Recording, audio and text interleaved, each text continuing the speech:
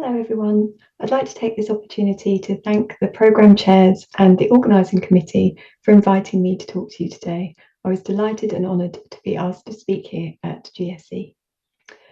I work at the University of Oxford, where I have a joint appointment between the Department of Education and the Oxford Internet Institute.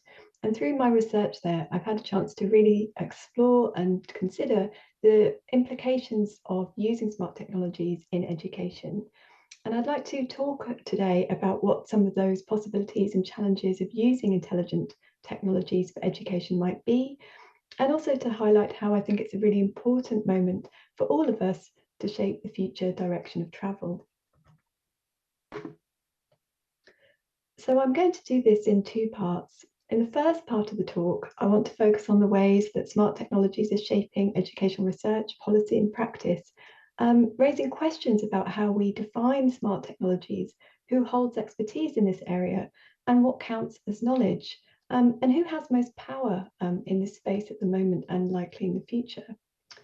And then in the second part of the talk, I'm going to highlight how we as a community might want to influence current directions in smart education, and how it might be possible for us to do this.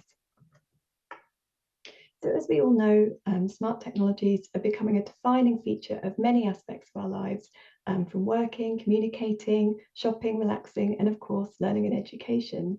And this slide is just one visual summarizing the range of innovations being developed in education from Holon IQ, many instances of which are using so-called intelligent or smart technologies to support various aspects of our education systems. And importantly, a vast majority of these systems are being developed by industry and the commercial sector. So in general terms, of course, we all have a sense of what smart technologies are, but in precise terms, smart technologies are much more difficult to define. They are really complex social, cultural, and material artifacts where the design of technologies embed a whole range of different values, which we also need to consider and make visible. So these include, for example, the ways that smart technologies represent to some a different way of thinking about education and about how indeed all of society should work. So thinking about, for example, the role of the teacher or the very nature of our schooling system. It also changes the nature of our views on what evidence is important or valuable. And this is because such systems are underpinned by very extensive data collection and use a whole range of kind of data intense methods that are primarily based within the fields of data science and engineering, which prioritizes quite a positivist view of understanding that is kind of prioritized over other ontological viewpoints. And it is also, as many have argued, presented as a kind of solution for all of the problems that education is facing. So to illustrate this point further, I just wanted to mention some of the work that my colleagues and I have done in this space at Oxford, where we explored how different stakeholders conceptualize AI and lifelong learning in this case through a range of interviews with representatives from academia, edtech industry and government. And using insights from the social construction of technology to illuminate these differences, we found how each of these groups has quite different ways of thinking about what AI is to them. So edtech companies view AI overall as a kind of legend in that they actively leverage the current hype around AI and smart technologies to encourage interest in their products. Yet what they actually build in practice are very reliable, kind of very secure systems that are not that innovative because they need these systems to work well in a whole range of settings. So they focus on building systems that are useful for very specific aspects of learning and will work across a very wide range of sectors in order to increase the market and profit for their tools that they're developing. But this is quite a different framing to the way that academics working in AI and education think about AI and want to use AI within education, because they see AI as more of a methodology where they seek to utilize AI to understand and facilitate learning across contexts and life stages. But very few of the designs and the research that kind of goes on in that space is then translated into practice, into implementation in schools, simply because it's very hard to go from those innovative designs into practice without very strong collaborations with industry. And for the policymakers that we spoke to, AI was very much a rhetorical tool, providing little really in the way of practical investments or significant resourcing, but much more about using it as a kind of rhetorical device to signal to the world that they were promoting a modern education system in their country. Now, of course, this varies across countries and it's changing as a result of the pandemic, but it was interesting to see how many policymakers were not investing hugely in this space despite much rhetoric around the topic. These different constructions of AI and the practices around the development and the use of AI for learning and education have significant implications for the way that we design learning opportunities and experiences. And if these different ideas and ways of framing AI are not recognized, then there's a real risk that one particular way of thinking about AI or a particular way of framing AI in education may begin to dominate. When asked, all of our participants in this particular study were very interested in reconciling the differences between these different communities in order to really positively shape AI and smart technologies in the future. But they wanted to do this in multiple ways. So, for example, sharing expertise, but also in terms of access to resources, to data, to finance, and to markets, which is a complicated process to support. Although these views are very promising, I think we need to even have a broader effort where we want to have a kind of stronger focus on the kinds of educational outcomes that society seeks to create and involve an even wider set of stakeholders in these discussions about our future uses of smart technologies in education. In an era kind of characterized by AI and other technologies where there are many unknowns about how AI and humans could and will interact, we have to have multiple futures in all our designs for education. So when thinking about the use of smart technologies in education, it's important to think about them in a way that recognizes that they're not neutral tools with simply a set of technical functionalities. They instead embed a whole array of assumptions and values and that we need to recognize. And what we can see is this really complex network around the use of smart technologies in learning, with an array of commercial, government, academic, and education actors engaged in these practices. And so, whichever stakeholder group vision of smart technologies is most dominant, will likely shape the design of future uses of smart technologies in education. And these values we hold around smart education also influences research and practice and funding in this area. And also, crucially, notions of expertise. Who has the right to decide how we should talk about smart education or how we should think about it? And there are some interesting questions really about the kind of reconfiguration of power, moving perhaps away from a very strong focus on educators and what educators believe the future of education should look like, more to thinking about the growing role of computer scientists, physicists, and engineers in this space who have much of the technical capabilities, perhaps not much less of the kind of understanding of educational philosophy and so on. And so it's, I think, a really interesting time to think about what smart technologies can offer us and what kind of educational futures we want to create using these kinds of technologies. And this work is perhaps particularly promising within a moment where we are all trying to come out of the COVID pandemic, which, despite all of the negatives, I think was important for education because it made visible a number of things that we can use to take forward. So, for example, it made visible the very significant inequalities in our societies and in our education systems. And it also made many of us within and outside of education use technology far more in our teaching practices, in our everyday lives. And we saw the benefits and challenges of the technology offer at the moment. And I think through that experience and through making the challenges of our education systems more visible is a really exciting moment. And we certainly see that through policy discussions and through discussions in the media about what kind of future we want coming out of the pandemic. Okay, so I'd now like to move on to thinking about how we could shape the future direction of travel in respect to thinking about smart technologies in education in order to create the kinds of educational futures that we want. And in doing this, I think there are some really important areas of research and practice which might be helpful to focus on. And so I'm just going to talk about each of these briefly in turn. So as we all know, learning and education are increasingly characterized by interactions with digital technologies, yet we still know very little about how interacting with these smart systems might be changing the experiences of learning. So for example, if we take the context of assessment, where there's a lot of research around the validity, for example, of adaptive assessments, which is really interesting, and thinking about that in relation to more traditional assessment methods. But alongside that work, I think we need to sort of really think about what those assessment practices or changes in assessment practices are doing to the experiences of learning and education.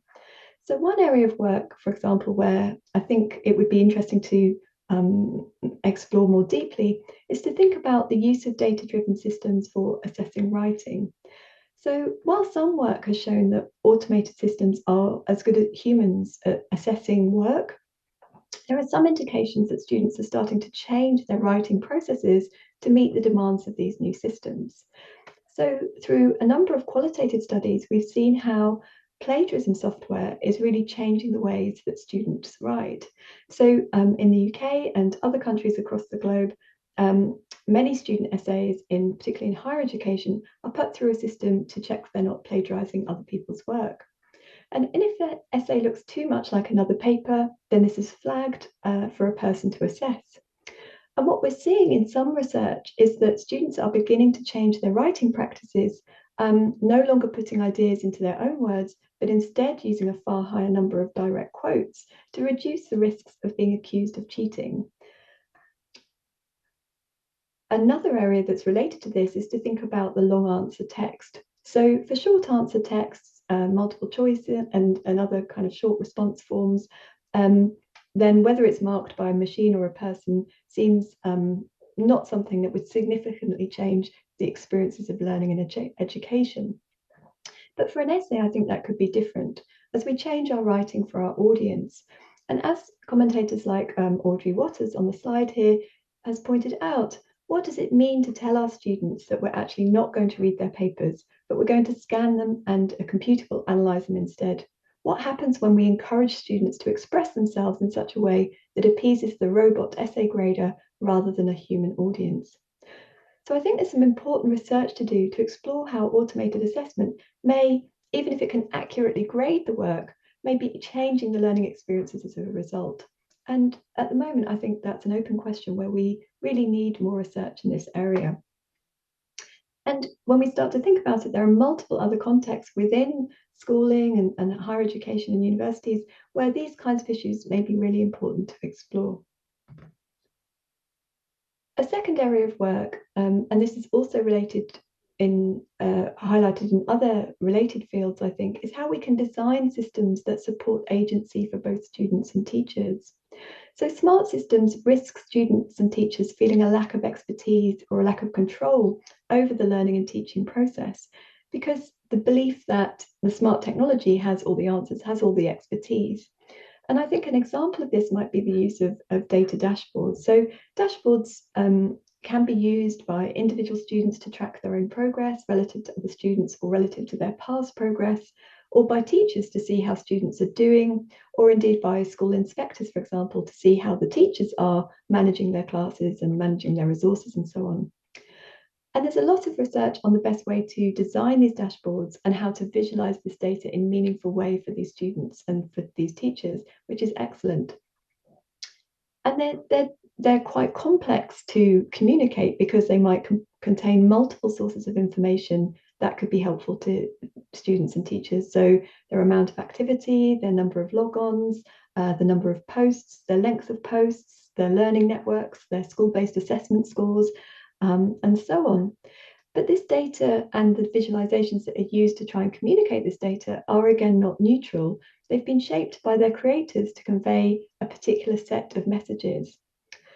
And what we've seen in some research is that students who are doing less well find kind of norm referenced feedback very demotivating and give up. And similarly, other research has shown that experts, such as school inspectors, for example, find it very hard sometimes to reconcile their own observations of classrooms and their own expertise with sometimes which is in direct contrast to what the data is telling them. So I think we need to support individuals in developing a sense of agency and control over smart systems in order to think about that relationship between human and machine. So in order to support agency, we need some smart systems where humans are kind of encouraged to make the final interpretation and decision about the actions needed. We need to design systems that allow people to have alternative interpretations, enabling students and teachers to think about what they're doing in a different way, or see things that had been invisible, or see new possibilities and new options ahead. Indeed, a number of learning analytics researchers have suggested that using data to talk about what matters could be more important than the results themselves. And this is partly, I think, a design issue to think about how we're designing these smart systems and how they'll be used in practice.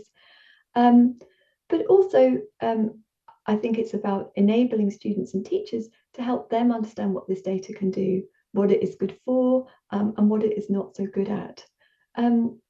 As an example of that, for example, we know that data systems are very good at counting our physical activity. And many of us have apps to track our physical activity, our number of steps per day, for example. And sometimes we might be a little bit dismayed at those numbers, at the kinds of information those systems feed back to us. But we can see that these are really relatively reliable. They're not systems that we might want a different answer, but in fact, it may well turn out that we just didn't move very much on that particular day. But in other educational settings, it's highly possible that teacher judgment or even the student's judgment of their own experiences might be just as valuable or indeed more valuable than some of the data that's being collected by these systems, which is very much shaped by what kinds of data are available. So people need to know when to feel confident in the data, but also when to feel confident that they can disagree with it because they understand where it has come from and how it has been constructed to a certain extent. Now, of course, realistically, there are always going to be many people who kind of use the systems and only a very small number who can actually understand the kind of dynamics underneath these systems in all its complexity. But through data literacy is a really important part of giving people control over their data and an understanding of what that data looks like in order to enable people to work with humans, to work with machines in constructive ways.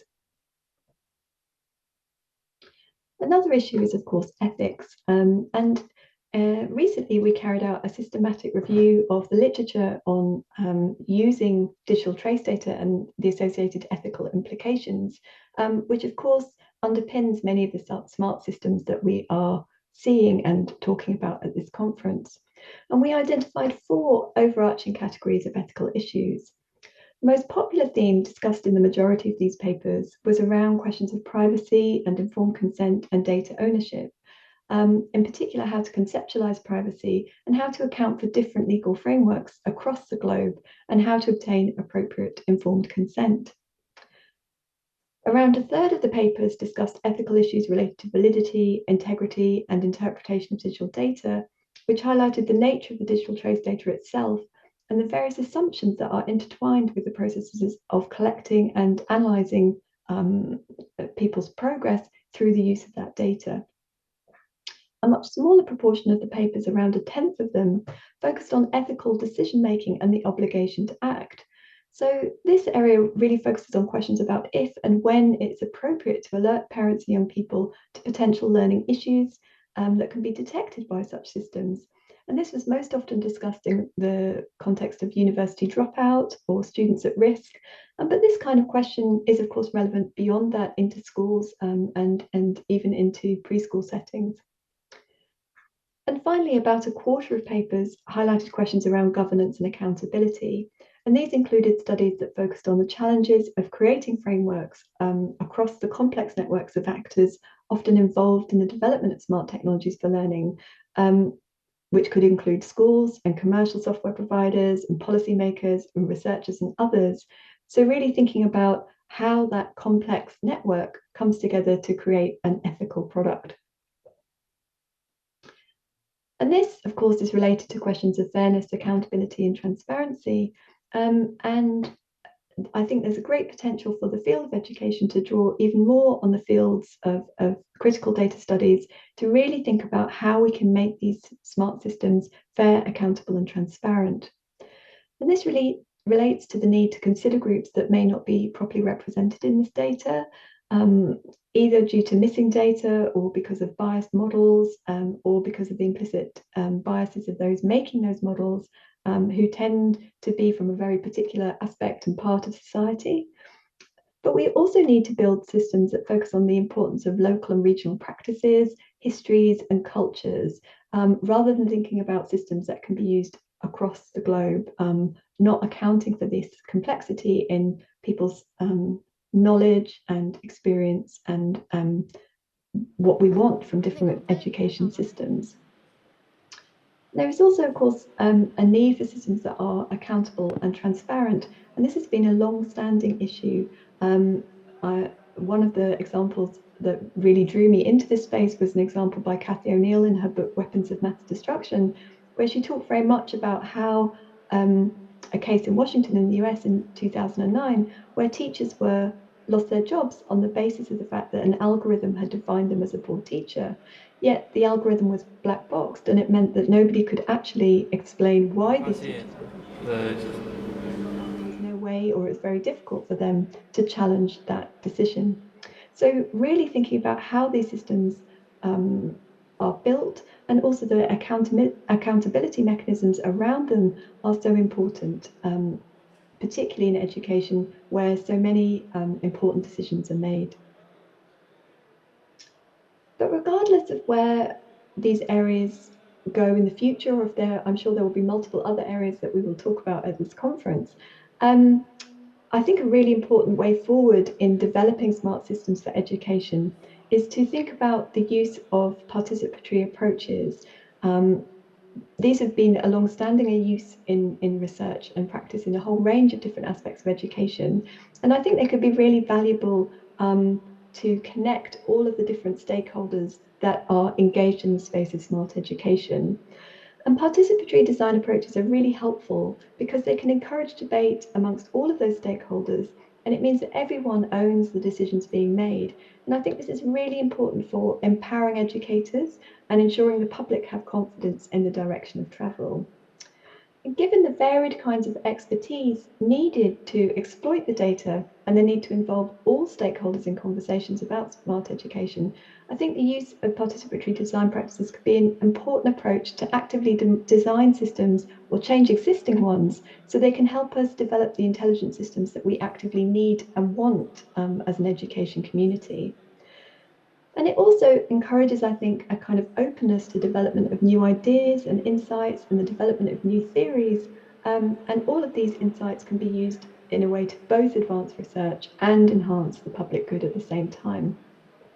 Of course, participatory designs are not without their challenges, but it offers us a way to both understand and influence the complex smart education system. And I think I'll leave it there. Thank you very much. There's my email if you'd like to get in touch. And many thanks again for inviting me to speak at this very important conference today.